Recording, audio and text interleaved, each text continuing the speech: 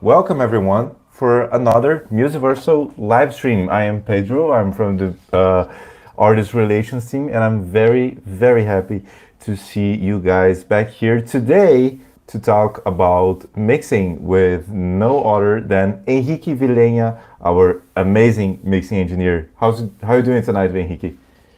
Yeah, I'm doing great, Pedro.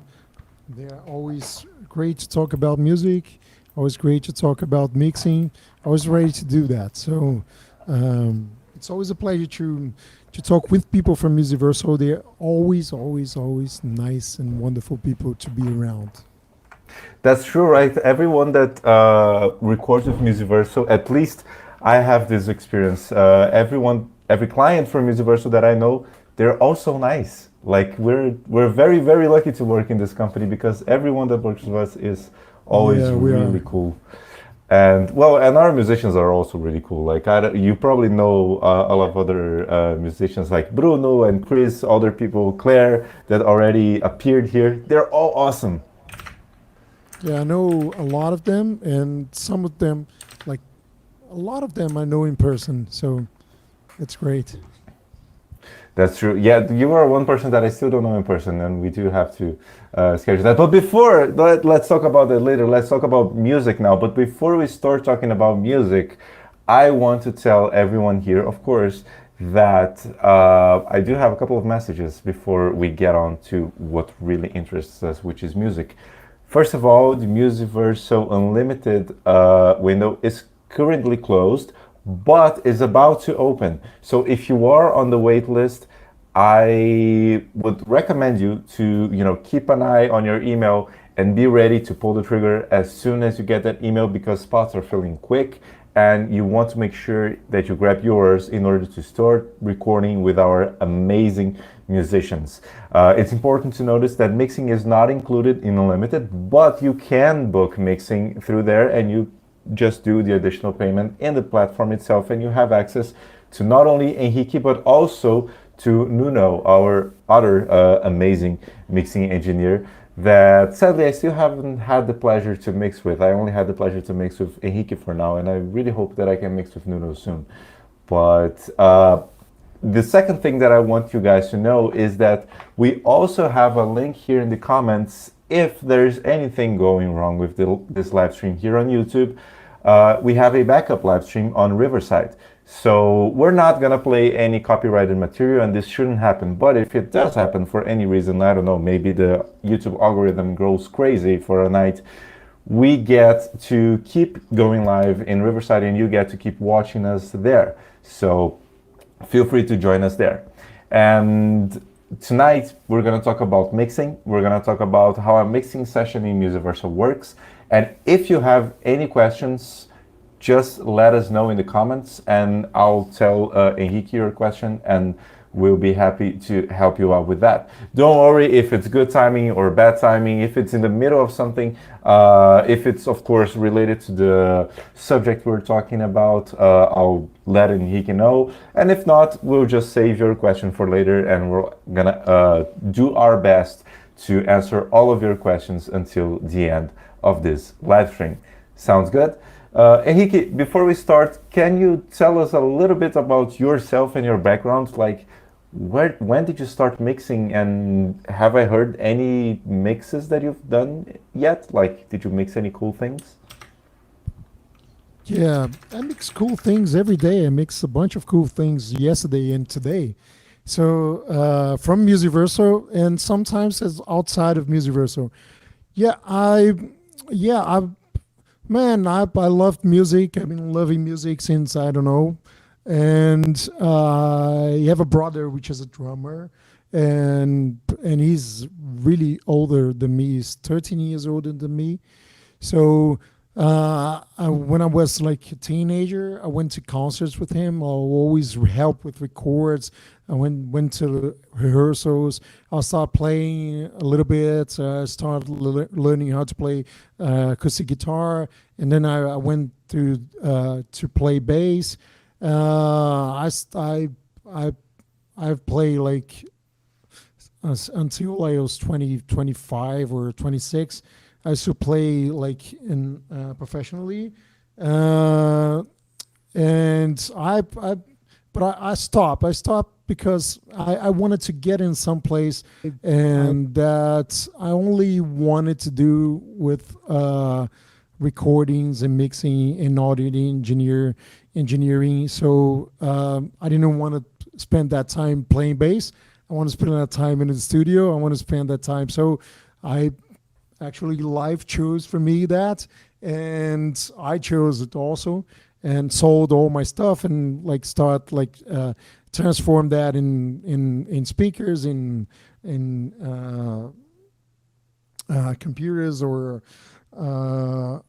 compressors, preamps, and microphones and everything like that. So I start like recording at home. Like I wanted to record with my brother, so we started like to put the. We had a small console, like a Soundcraft, little small console, and we like put it there, and we played mixing through the our tape sound, home sound. So after that, I started recording in a computer. I started recording my stuff, like it was what I was playing, and then I started going to studios to record, and yeah, and then from that, I went to a studio to work in a studio here in Rio, and it was amazing studio with a lot of great musicians all the time playing. That Chico Buarque, which is like a major, huge guy here in Brazil, is one of the first albums they worked in. Maria Bethânia, which is like a huge, huge artist in Brazil. Also, Ginga, which is like amazing, huge guy.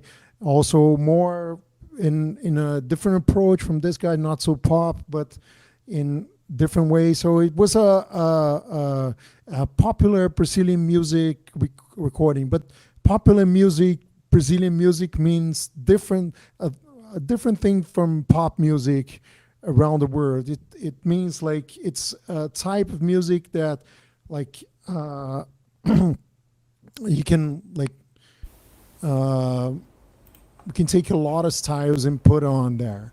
So it's hard to like just say, but it was also a label that recording a lot of instrumental music, a lot of like amazing stuff. There was always around there. I was always around them. So I was doing advertising, but I was not going to class to go to the studio. So it began like that. So beginning I started like doing that, and then I went to a recording company that did DVDs, that old thing that we don't like play anymore, but to record live concerts. So I started recording live concerts. So I record more than 60, 70 live concerts. And like I went there, mounted all the equipment, like put everything, put the microphones, like and split the signal from whatever was being played to the audience, and recorded. I recorded a lot of concerts like that. I recorded Milton Nascimento. I recorded Jair Rodrigues. I recorded like a lot of big artists from Brazil. I started mixing in that produced at that company, and I started mixing a guy that's really famous in Brazil called Claudio Zoli, and it's until now it's one of my most played mix songs in YouTube. I think I have, I don't know, 2 million, 3 million, something like that plays there.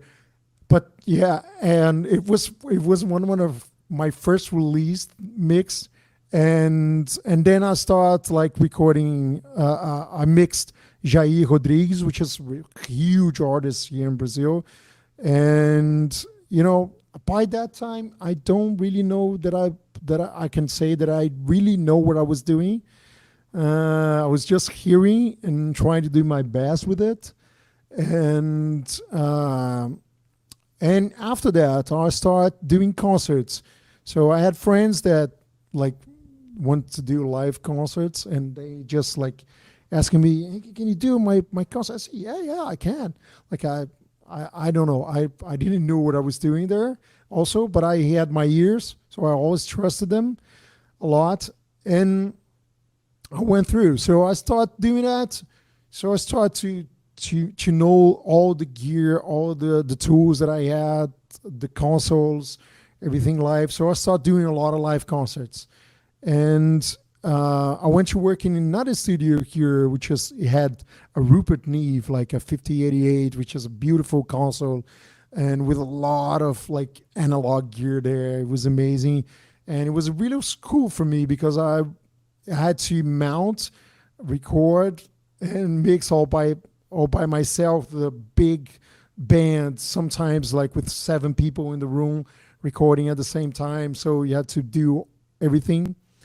And was great because I could like be around with amazing musicians like Yamandu Costa, like yeah, it was pretty like great ride there.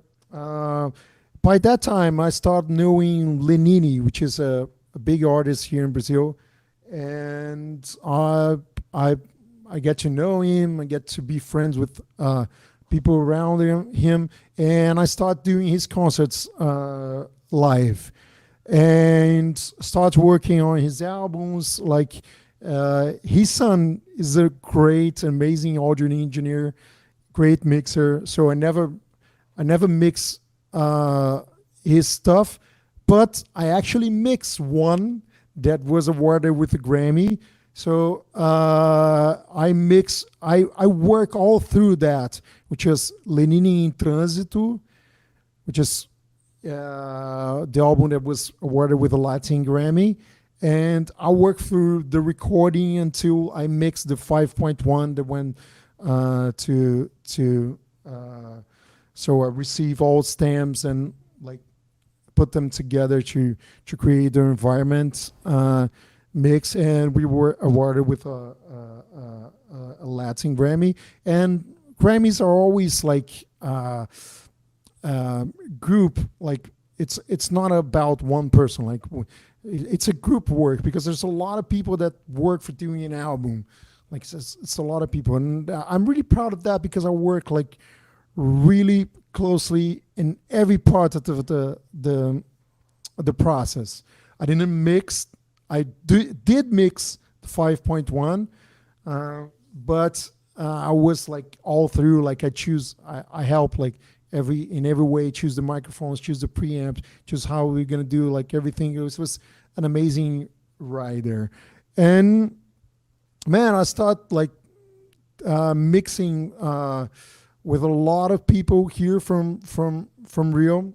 And I just one last release was Clarice Falcão, which is a big major comedian and singer here in Brazil. Just got released last week, and I did some specials for Netflix. I did some documentary, a lot of stuff that went out. I start like I mix for Vinicius, which is our guy. A lot. He's we know each other for a long time. He's one of the responsibles for me to work with Lenini, because I started knowing Lenini's son by Vinicius, and I went there to record a bass. And like we are all people that are like crazy like that. I went there, and there was a lot of gear, and I always carry my gear. I always carry my stuff. Like, so I went there with an amp, with three basses, one fretless, one like 5-string, one 4-string. So always like that. So the guy that was in the studio was Bruno, which is Lenini's son, and we got along really well because he was always like that. He got his gear to everything to say it's gonna sound better if I use this. So yeah. So after that, like I was like I had a meeting with people from Musiversal, and they heard my stuff. We started working, and man, it's been an amazing ride because like meeting people from all around the world every time, like with different like backgrounds, with different type of music, and it's a good thing to be a Brazilian on that end, because here we are like always used to a lot of different music and with a lot of different types of stuff. So I can try to be like the most ver- vers- versatile that I can, like to transit around like every environment. So um, last this week I had sessions with great guys from India, like doing mixing for them, like we're adjusting stuff, like and then I went to mix like something like some Motown style, like for beats and things. So man, it's always a great ride to be around here. That's awesome. I imagine you must mix like a lot of really different stuff every day, and that must be really really fun. This is something that every Musiversal musician mentions. Like I'm recording a jazz song now, and after this I'm recording like a hip hop beat, and then I'm gonna move on to like a classical thing, and this is so so awesome. So actually, we already have a couple of questions from people. We have a lot of people watching us. First of Great. all, we have Bridget saying hello from New York. So hello from Brazil, and she's asking if there will be a playback on this stream. Yes. So every Musiversal stream is recorded, and we make that available later on our circle community. If you haven't joined our circle community, it's very very awesome if you would be able to do that, because it's free and you get to connect with a lot of musicians that are in Musiversal, but essentially connect with a lot of people that are using Musiversal musicians. So you get to connect with people that are making amazing music. We also have, well, we're gonna, before we just so you guys understand what is happening here today, we're gonna talk a little bit about mixing, and we also are going to demonstrate how a mixing session usually works here at Musiversal. So Henrique, can you tell us at first how is a mixing session? Are you going to, is the client going to be in the mixing, like in the whole mixing process with you, like from putting together the tracks and trying to compress every single thing? Do you mix it prior? When you meet with the client, how much of the song have you already mixed? How do you like to work? Yeah, great things to talk about, Pedro. So most of my work is offline, and the reason for that is that like when I'm taking like creating a sound of kick, like and I'm hearing the kick like do do do do do do do. It's crazy. It's like people doesn't need to be around, and this was it was it is something like really like when you are in the studio and you are participating on a mixing session, you have to be really patient with stuff because it takes time to do stuff. Well, it takes time to get a sound. I'm gonna do a sound really quick here so we can like understand that. But it's usually not the time that I take to do that. I'm gonna take more time and I'm gonna see through every instrument and every detail that is there. So to build out a mix that is near whatever the client is envisioning, or whatever he wrote to me, or whatever it's in reference track that is sent to me. So um, I'm gonna go through all the channels. So it was going to be crazy to be around like 6 hours with me doing that. So the thing is, like, we have 1 hour meeting, and the idea of that is that we can talk not about like details of like one particular thing that I'm working on, but we can talk about music. We can talk about like our feelings about this, like how we can like build something that is near what it's really next to whatever you're thinking of. So I try to be as much ready as I can when I I meet with the client so we can talk about really important stuff, which is like I need to have a small delay that's going through because this is saying something important about the song. or I need this word to be more prominent here because it really means something here on this song. Or uh, I really like to do a spinning around effect here with this guitar because, yeah. So everything like that, I'm gonna try to build on until we get there, okay? But the things that I didn't get, I want to have the conversation about that, about those small details that makes huge difference by the end, that really creates and make the music meaningful and creates an environment for people like to really connect with that. So if like we are in the middle of the mix and I'm still like running around on like fixing vocals or maybe fixing small stuff on, oh, I know there's a noise here, but I'm gonna like, yeah. So you're always like going back to, oh, there's a noise there. You're gonna be like hearing that all the time. So I really want to fix all of that before we get to meet. So we really can take advantage of 1 hour meeting because that's the great thing. Like we're gonna talk about like really doing music and not like about, oh, okay, this kick, I'm gonna put a EQ here and make it like sound brighter and say, okay, we can talk about that also. So if it's not bright enough, but like there's a lot of details to do that with every channel. So it was going to be crazy to be around like whole day. And one other thing is that I work for a bunch of hours straight, but I always like start mixing and then stop a little bit and then start mixing again and then hear other stuff.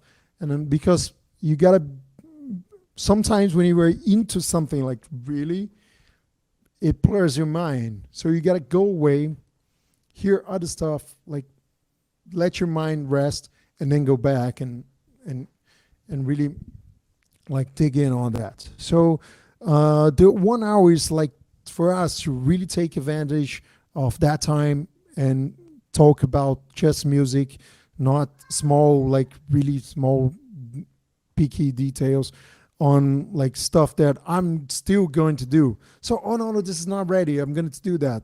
Oh, this is not ready. I'm going to do that. I don't want to talk about that with the client. So like go until like I know it's almost ready. So now we need the details. That's my goal when like before meeting the client. So this is gonna take like five hours, 4 hours and a half, or maybe something like that.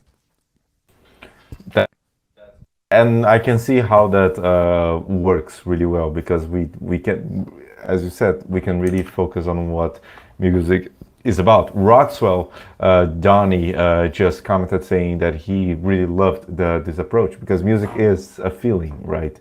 So this is really cool. We also have questions from Brian Tuohi. I hope I am pronouncing that last name right.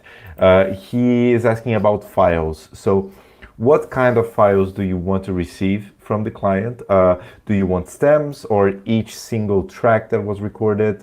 Do you want that files already to be a little bit processed or completely raw? How do you like those files? Okay, that great question. It's really important. Okay, I prefer to receive all the tracks separately in raw and exported starting at the first beat. I always say that to the clients, and when people ask that, before every time people like schedule a session, I'm gonna like 1 week before I'm gonna send them a message and say, hey, hello, I'm Enrique. We're gonna mix together. It's gonna be fun. Let's please send me the files so I can start working on them. And so I can see like I like to receive like as earlier as I can so I can like see problems or ask for things differently. And the thing is, like, I like all the files raw, okay, but with all your editings and everything, but you have to export them starting at the first beat. So you always have to, For Logic, you can join them. Like you can consolidate if you are in Pro Tools. And but if you are in Pro Tools, you can send me a session. Uh, the thing is, I can here, and I like to work on Logic too. I have mixed several of soundtracks for movies on Logic, but I prefer to work on Pro Tools. I have like I don't know, thousands of sessions here with Pro Tools, and it's much more easy for me like to be have like to get in that point of talking about music if I can be organized as fast as I can. So if I'm gonna like I start like creating a channel, putting in the plugin, was gonna take ages. I have one song per day, so I have to be the most organized that I can to deliver something like really meaningful, really good for the artist. So I like them raw. I like them with all your editings. If you're not secure about editing, you can go to Auto Romeo, and he's gonna edit your files. He's gonna build a session on Pro Tools. He's gonna export all of them and send right back to you. So this is one thing that you can do if you have doubts about it. But the thing is, like you go here, starting at the first beat on your editings and everything, and you export every track, kick in, kick out, snare 45-1, snare 57, bottom snare, like every track you have there. Okay, and this Pedro did already clean the toms. So yeah, so he already cleaned the toms. So I had every track here. So we're all starting at the first beats. You can see here, guys.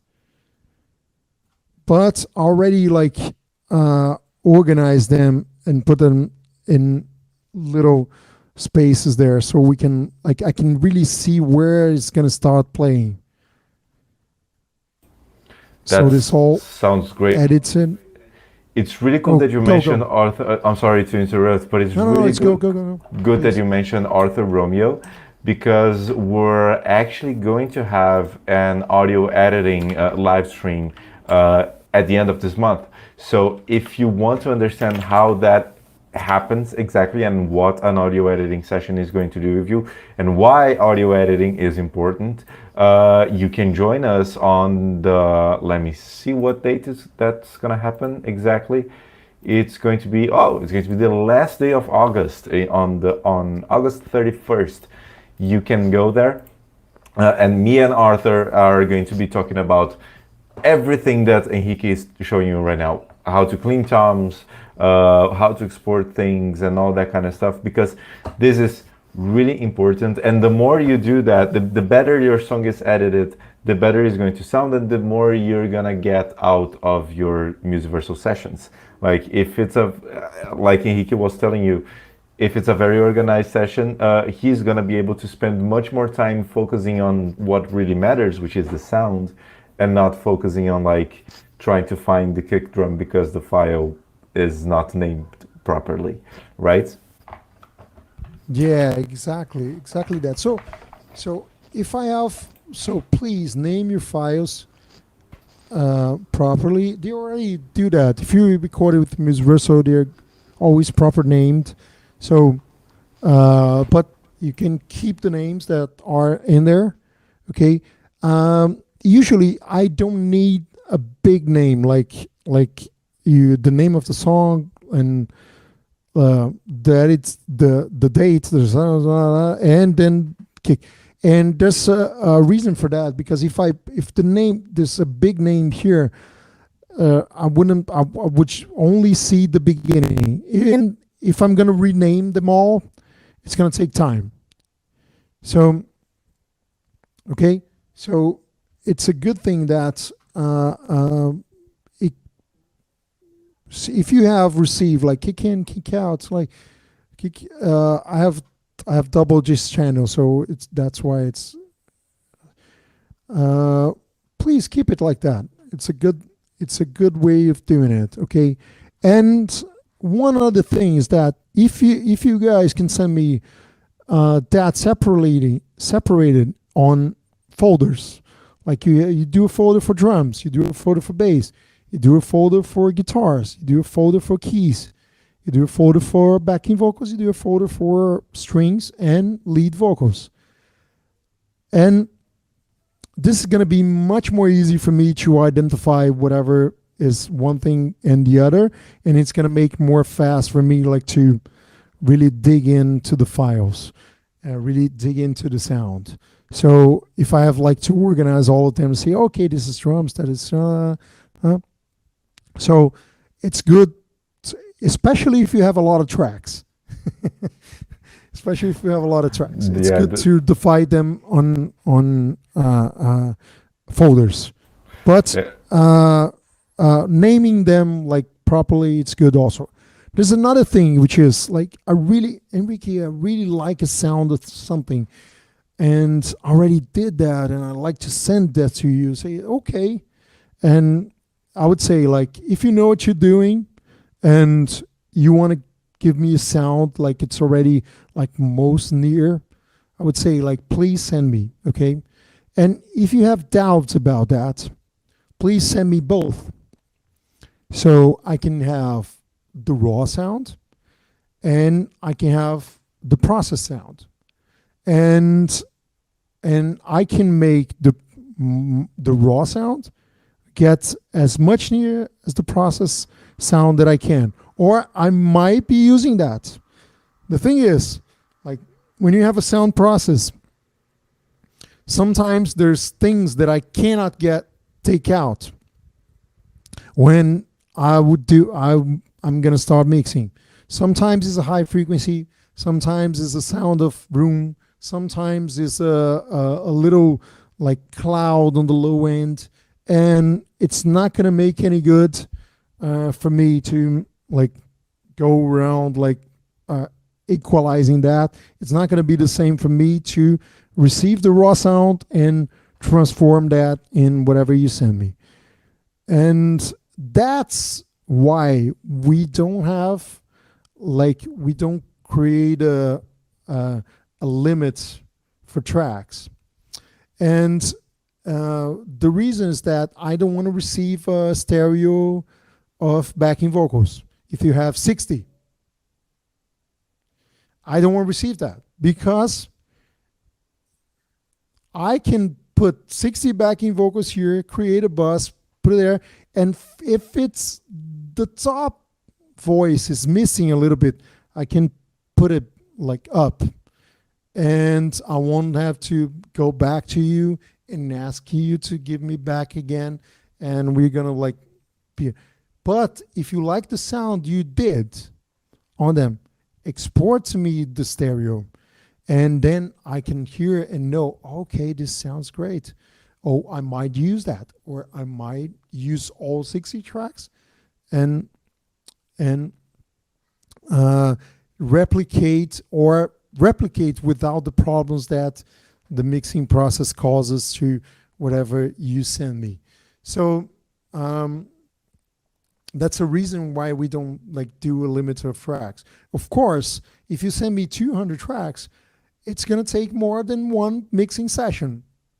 And okay, I'm gonna like see that and say, okay, I'm gonna need more time for this, gonna need to book another session. And I'm doing that for the best of your song. So to deliver the Exactly. best, because if I cannot, like I won't be able to work on all of this. And that's it. It's gonna happen the same thing if I hear it and think about, oh, okay, this needs to be edited. So I'm gonna hear it and say, okay, please, Pedro, you send me this, but this has gotta go through order before we start. And because it has like some pinpoints here and there that he's gonna really help you out, he's gonna build the song, it's gonna be a lot better if you pass through him. Okay, I'm not against doing editing. I do editing sometimes, and but I cannot fix stuff because it's gonna take a long time. I Time that you could be I spending making it sound yeah, amazing. mixing, yeah, and Exactly. no, you won't. I won't have able time to mix and edit at the same time.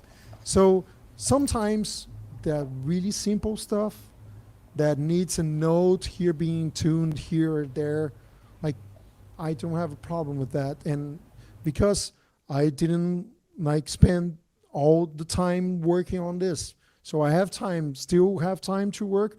Okay, I can like do this and that note, and it's gonna sound like as uh, great. And but usually I won't have time to do that. So That makes a lot of sense, yes. And before we move on to the mixing part of our live stream, we have one final question from Roxo, and which kind of combines with a question that Brian said in the past, which is, well, Brian asked if you like to receive like a pre-mix or something like that from the client. And then Roxo asked, what is your very first step when mixing a song? I'm gonna start listening at the rough mix. So I always listen to the rough mix, and I love to receive rough mix. I love to receive great rough mixes because they push me to my end, so I can like really. Oh man, I gotta run here because this sounds great. And so if you take your time to do a good rough mix, it always helped me out. It's gonna help me out, and if you just do the balance on stuff and you don't know how to do it that okay, but just do the balance and put bounce on it, and it's going to give me an idea of what do you want and what should things where should things be, like it's a lot of guitar or it's not no guitars, or it's a lot of keyboards, or it's the piano, is the piano. Usually I can tell when the song start playing. Usually I can tell that, even if I don't have a rough mix. But usually what I do is that I go through, I hear a couple of times, and then I start going through the channels and dig it in, always listen to the whole thing. But I try to treat them all so I can start like really listen to the whole thing. Okay, but my first step is hearing the rough, and then I'm gonna start on kick drum. And I always start from the low to the highs, and is I don't know. I always started like that. Like I learned to do that. I like in the studios, people were starting with that. So in the studio, I started working with it. They did that. So I started doing that, and if you go into theater, it's the opposite. They start on vocal, like lead vocal one. But yeah, so always start with the kick. So the first channel I'm gonna put my hands on is the rough mix, and then I'm gonna hear the drums. I'm gonna hear the kick in. Sounds awesome. Yeah, that gives us a very good idea on how songs usually start. So, well, shall we mix some stuff? I know that you have a couple of tracks there to Yeah. make some sound. A drum kit that was actually recorded by our drummer, Chris Barber, and also some vocals that were tuned by Arthur, right? Yes. So this is our kick in track. So I start like, so I already listened to the rough, and okay, so let me just show you guys, like I put the rough here on the print channel. It's always like in with the song, so it's so I always listen to that. Let's listen a little bit. Vou sair por aí, se quiser pode vir comigo. Quero passar mais tempo com você. Se os lugares que eu for você não quiser ir comigo, entendo.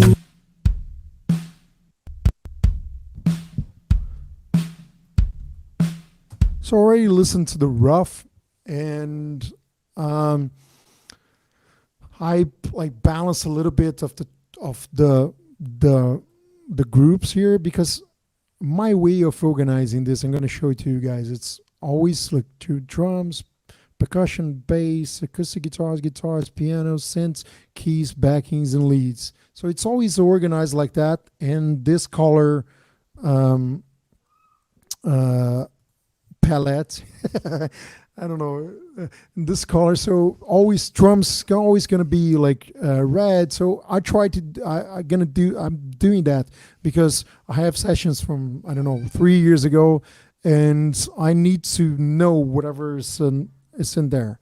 So I need to know that drum is, all of my drum tracks are gonna be so. So I already like did the little like balance hearing the first mix, the rough mix, did a balance there. So I heard that like compared to whatever the tracks are passing through the plugins there. And I'm gonna start digging into the process. They usually come like here on bypass, okay? And I'm gonna go through every channel here.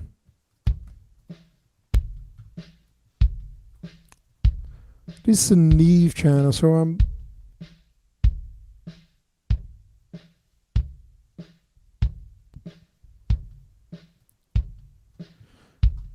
I'm trying to bring out the tip and bring out also the bottom of the kick there. So, and I'm gonna do something close with the kick out.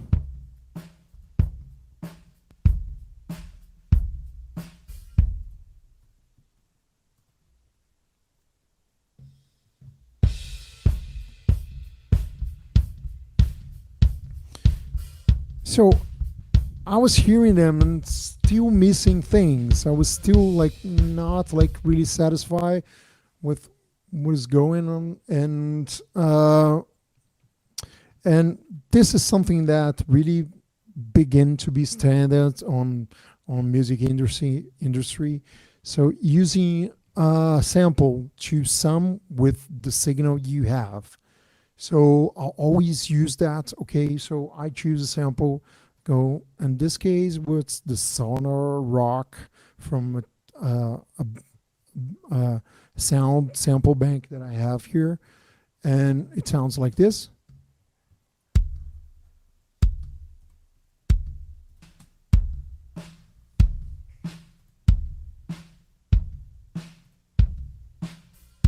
So having that really helps, like the kick stands out there.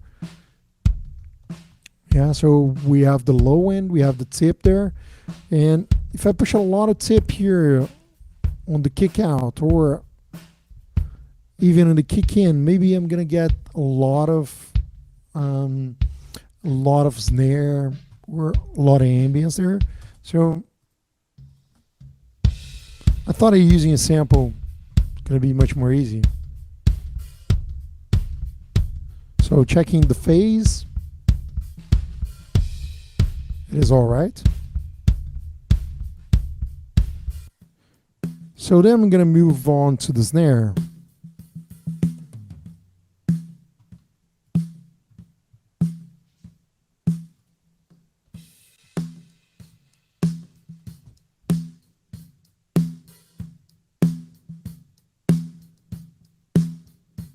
Let's check in whatever the sound was by the end of it.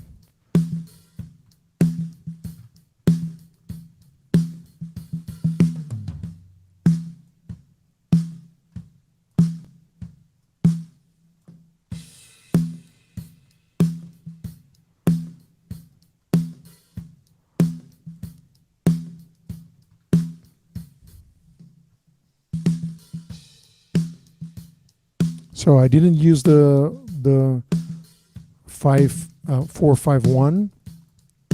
Just usually you have more leakage on from the hi-hat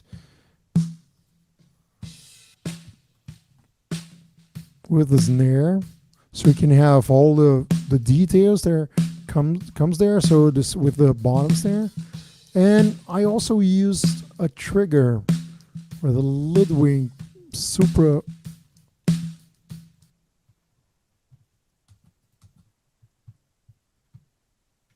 Okay, I know what happened. I should push the king a little bit.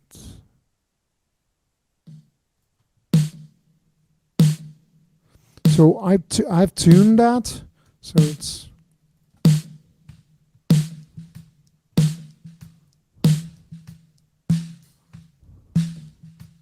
so I'm extracting whatever was missing on the sound off the snare with that.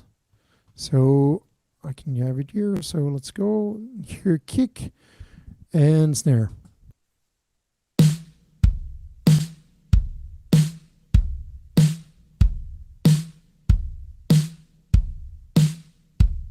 We were here.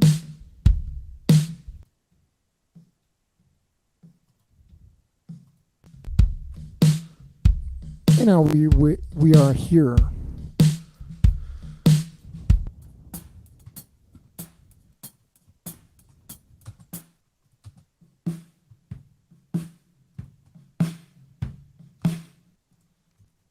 So let's bring out the other channels and see.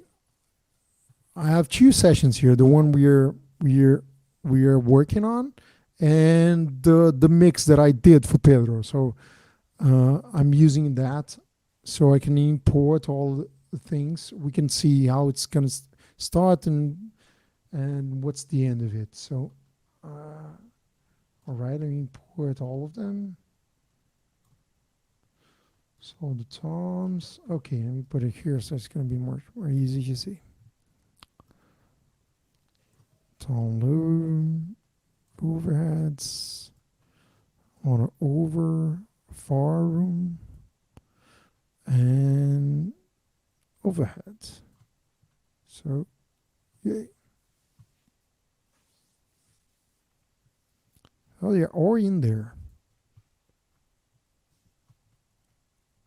Sometimes I lose one of two of them, so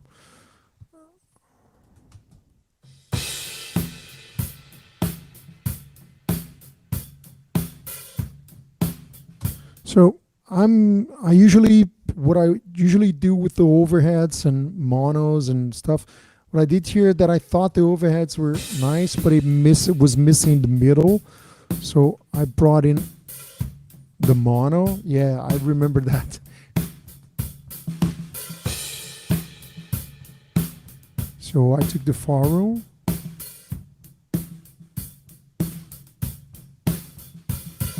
Actually give some space. So what I do is that I throw every one of those in stereo aux, which has some processing here. So I love this plugin. So it's a Neve channel and it sounds really awesome. And it has all the controls that I can want here. And it's a really musical equalizer. I'm not saying you guys, oh, buy this. It's amazing. No, I'm not saying that. I really like it. I used to use the SSL ones, and I discovered this, and I really enjoy that. It's really a nice plugin, and I feel it's really musical stuff also. I like this one also.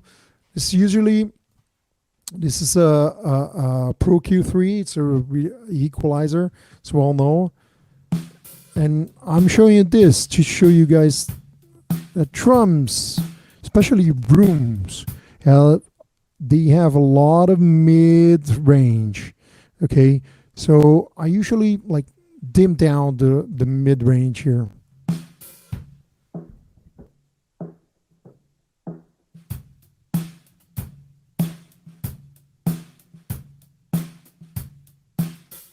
So it can be more controllable. It doesn't feel nasal. It feels open.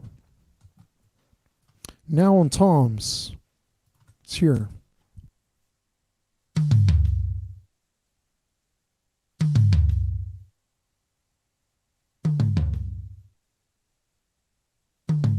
We're already sounding nice, right?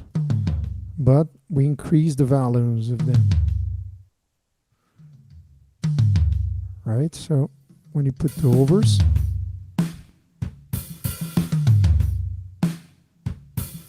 sounds cool, huh? Now with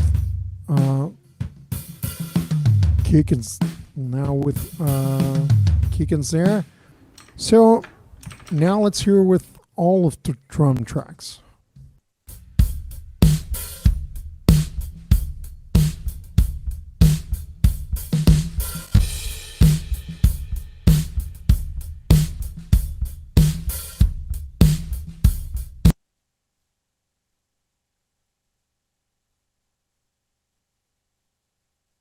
So that's where we were.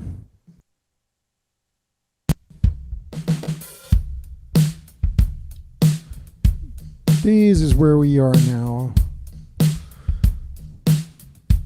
Okay, what I do after that is that the drums go through a drum bus. Okay, just taking all the drum tracks, and this is a delay that's going through. It's the delay of the snare that is going to this delay here.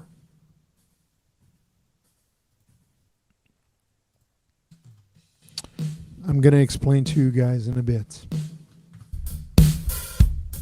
So this goes through this aux here, and this aux going to is taking parallel compressions 1, 2, 3, and 4. Actually, I'm only using parallels 1 and 3 here. Okay, and then I have a reverb, a delay, and then go into a bus drum. I'm gonna use other parallels, but it's on X. So I'm gonna compress a little bit and put a little bit of high end here. Okay, so it's really compressing, or sometimes it's not even compressing at all. But I usually compress a little bit.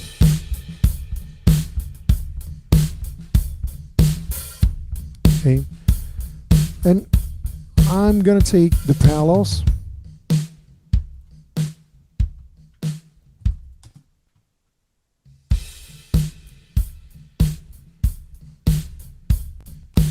Okay, this is where the sounds really start like to be like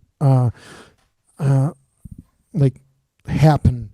And the thing is, like, when I start, like, I get the sound, it sounds nice. Okay, now I'm gonna start like digging into textures and whatever, like the client have sent me like an idea there. I'm gonna start that idea when I'm doing kick, snare, and everything. Like if it's more rock, if it's more jazzy, or things like that. Okay, but now, like on the palos, I'm gonna start building the sound to make it interesting. Okay, and I'm gonna show you guys what I have.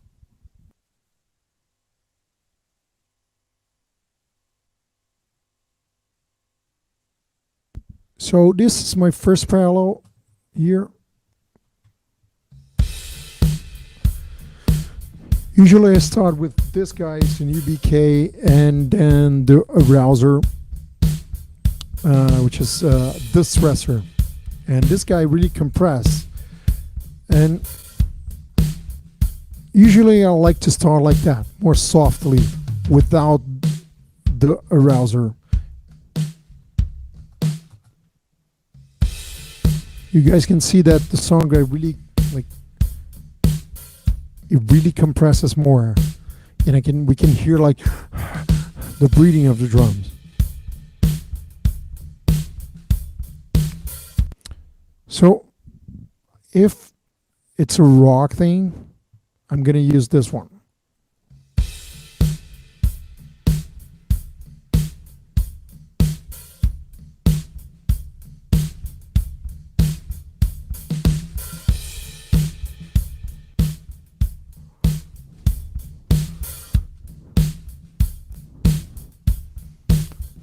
But since I'm starting and I don't know exactly how the sound's going to be by the end, I'm going to start with just the UBK and let the browser go for now. And I'm going to dig at my second palette, which is a distortion. And I'm going to just take a quick time out here and explain to you guys what a parallel compression is. A parallel compression is using a compressor as you'd use a reverb or a delay. You know, like you do, like you, or a compressor or a distortion like that. So, you know, like when you put in a reverb or something, like you go to an aux and you send to that aux, you put the reverb on that aux or the delay on that aux, and then you have that return aux, right? Here is the same idea, but I'm not using a reverb or a delay. I'm using a compressor, okay? And it's run the signal and it's going to compress parallelly as the signal, the real signal, which is not being compressed. Why did I do that? Oh, so when you compress, like you take out the peaks, okay? Like it comes a peak, you compress here, the peak, and you bring out the gain a little bit. So you bring out the decay, which is the tail of that transient, okay? And what I'm trying to do here is that I'm trying to keep my transient, because the transient is on my not compressed or a little compressed channel on top. Okay, let's suppose the kick here, just here, I'm compressing a little bit here on the kick stereo bus, but just that.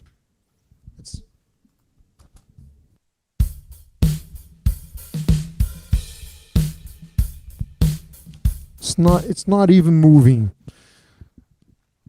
Okay, but I'm gonna compress it a lot on this. So I can have a compressed sound, I can have the decay that the compressor gives me, and I still can keep my transient on the first channel. So that's why I use and I like so much parallel compression. And the thing is, you can use like nice, good texture compressors, and they can give you like really nice textures. So, okay, so let's move on to our next parallel, which is a distortion on Trash Shoe from Isotope, which is really nice. I love that.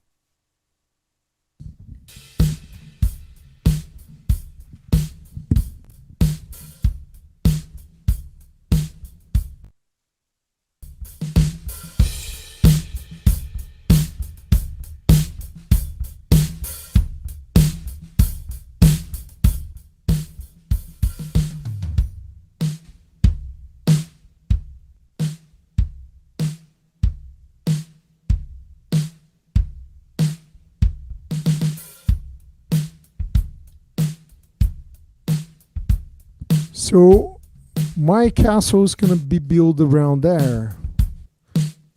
I told you guys that I use a delay for.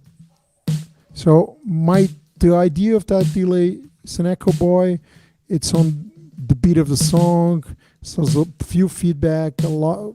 It's 1/64, a little low cut, no high cuts. And the idea of that, I'm going to show you guys now.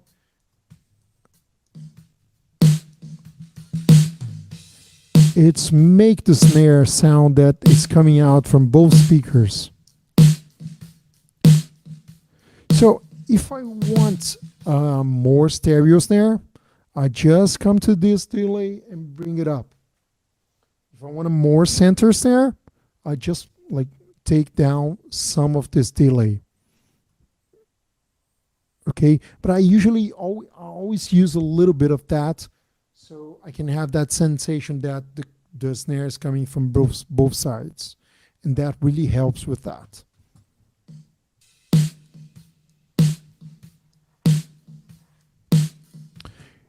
After that, everything, the reverb, if it's a reverb room when I can like a big sound of drums, I'm gonna bring this up.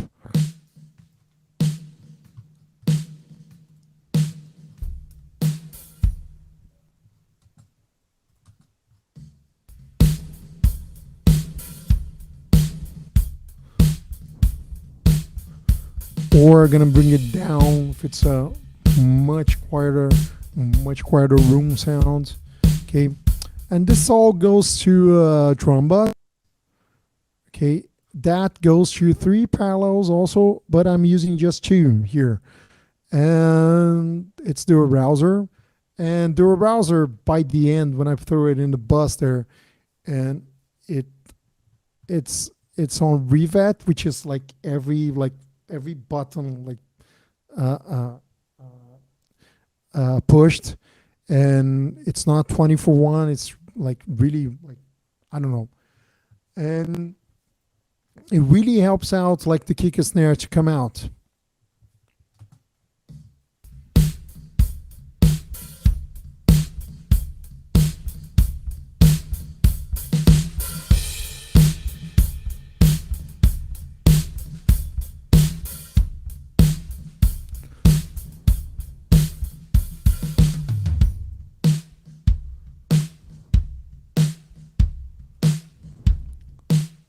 So I have one last thing here, which is decapitator, which is distortion, not a distortion, different one, and it's gonna help me build around the sound also. So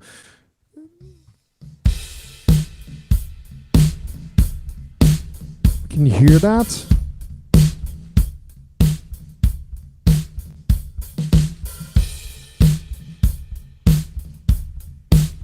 So I'm going to take the parallels now so we can hear.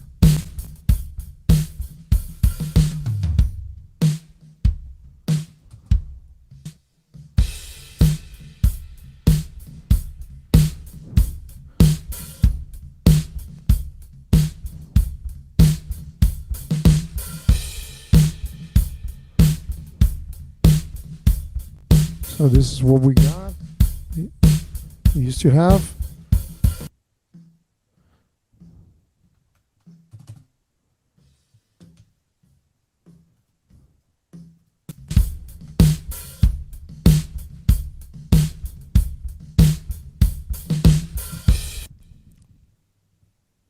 So this is really fast mixing drums.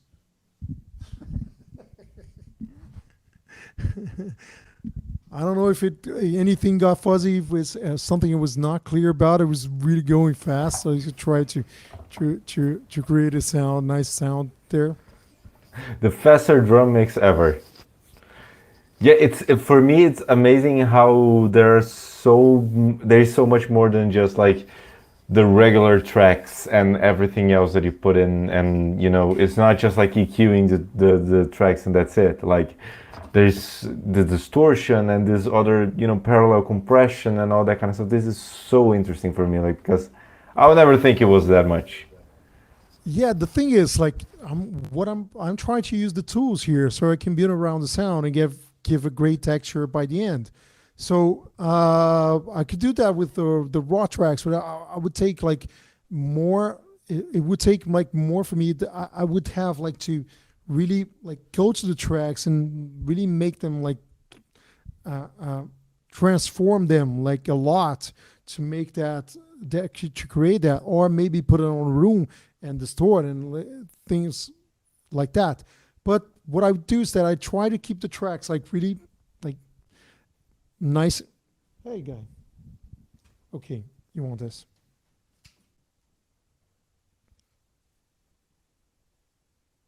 Oh, sorry guys.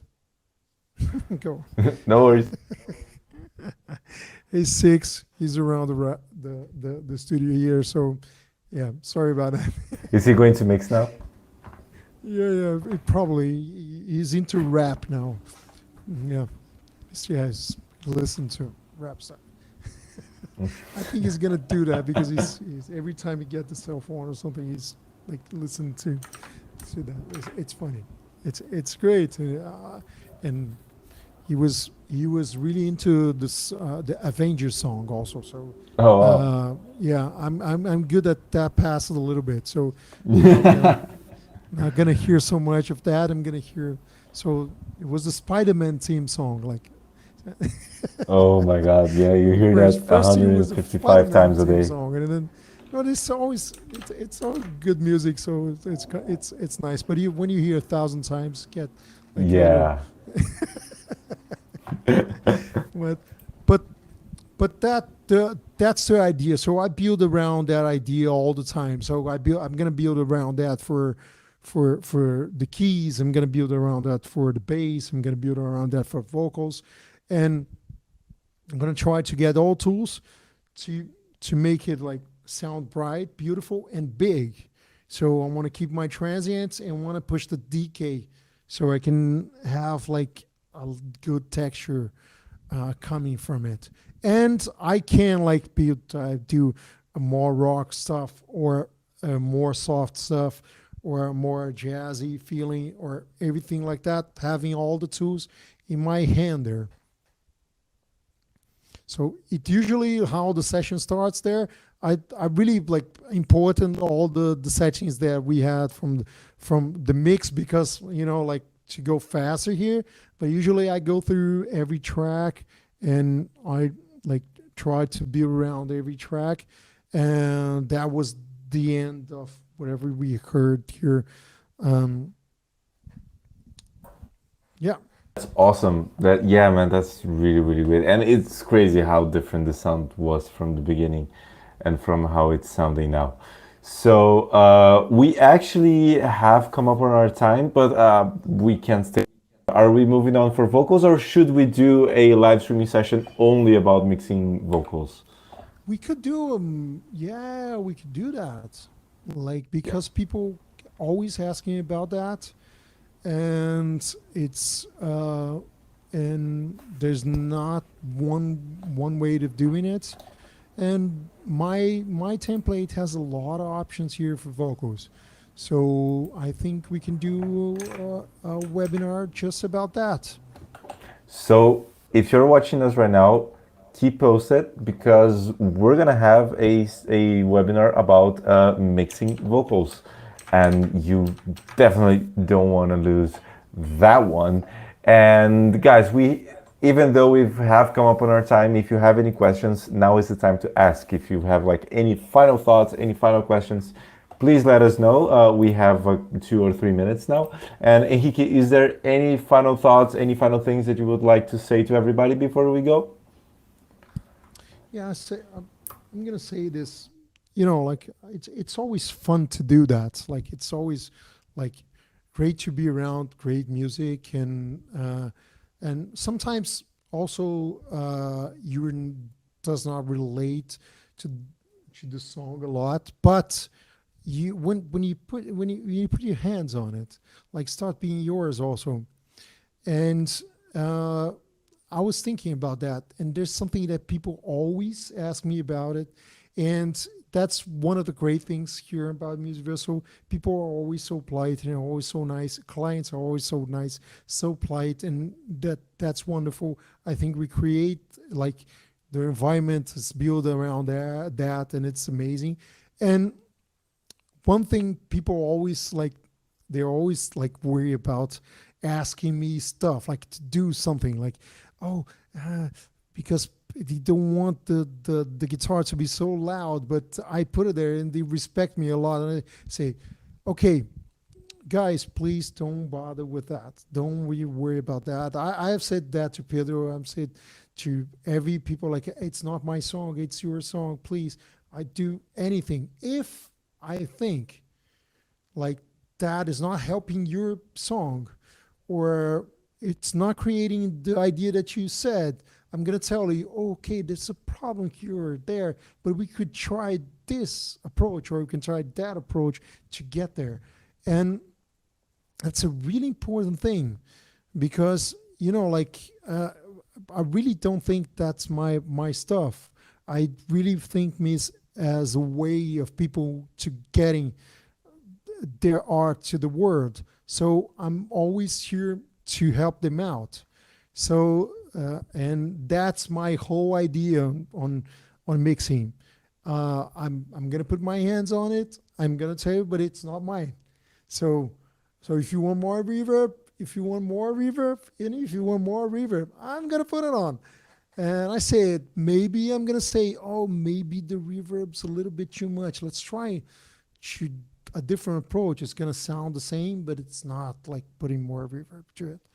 And but it's always great and people like say whatever they feel about it, and I'm never worried about being criticized or not getting something like that that was and in the imagination of somebody that sometimes I never even met before. So it's great to exchange ideas, to people to talk to me about what they think about that or this or the sound that is going on. So it's really important so we can like get in a better result by the end. It's awesome. That is perfect. Yes, and I am guilty of that one because I remember on our last mixing session, our first mixing session, I was like, "Yeah, I wanted him to do that, but I mean, yeah, man, I know that you put this backing vocal up there, and it sounds great, and I love what you did with it, and it sounds amazing. But can we put it down? Like, can we bury it a little bit?" And we spent like I spent a lot of time of our session apologizing for requesting for changes. So it's Yeah, awesome that you man. think like that. Yeah, because like I'm a way of people to get there. It's just when I put my hands on it, it's not mine. It's I have a part of it, but it's a part of it. Like it's important part. It's a big part. But like somebody that played the bass or played the drums, there's a big part of it. But it's a part of it. Like it's not going to Exactly. change the arrangement because of that. So no, I don't like that. Here, let's do another thing. No, but I want that. Yeah, I'm on board with you. I want that too. That's awesome. We don't have any more questions. We only have a couple of comments. So Dawn Blinding, which was also in a previous live stream, mentioned Henrique is very good at explaining in his mix advice sessions. His mixes are incredible, and she loves working with you. So you're a superstar. That's awesome. And we also have Tony Salazzo, which was also in our last live stream with Claire, saying that separate vocals would be great because he's always struggling with vocals. So yes, we're gonna do a live stream about mixing only vocals. So keep posted, like keep an eye on our Circle channel, because soon you'll know when we'll be talking about vocals, because we definitely are doing that.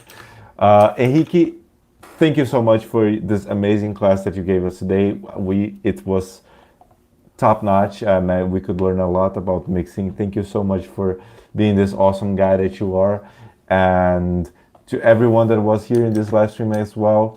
Thank you so much for. Let me see if it's this is a question. It's not a question, but it's a shout out from Kevin. So thank you, Kevin, for joining as well.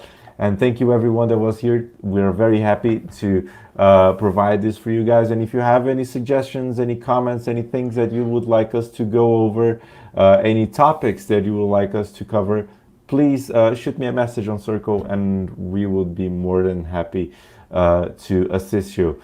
And Henrique, again, thank you so much for today. That was awesome. Thank you guys. See you in my studio.